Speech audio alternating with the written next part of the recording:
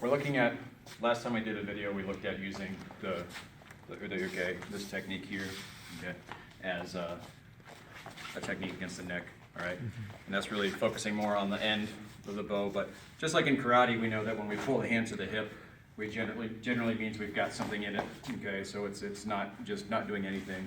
And I think we can kind of look at the same thing with the bow here. So we're gonna look at what the backhand is doing in this particular technique. So we can look at this as being an ude-uke, or even just as a strike down. So if he takes a hold here, okay, he's gonna take a nice big swing here, covering, putting my bow between his arm and my arm, and then pulling down. And this isn't a place where I'm gonna be able to hold his arm forever, but it's a good spot temporarily. He's relatively pinned to my side here. And if you walk around here, I've got the bow up against his neck, and he's gonna start to try to pull that away. As that happens, I'm going to pivot in here to strike low, all right? So gedan uchi here, step in, pop this up, rotate this around so that we end up with a lock here, okay? Now it's important that I stay nice and close with my knee. If I try to do it like this, he can basically just take his arm right out of there, okay? So let's see it again. Be a little bit further away here. So he's gonna grab, taking a hit, cover, in, pulling, striking low, popping up, and this comes here, okay?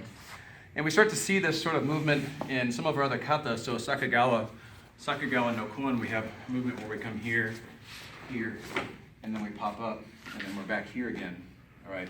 Which is kind of where this is pulled from. So one more time, as we look at this, as this comes here, in, stepping around, again, staying nice and close.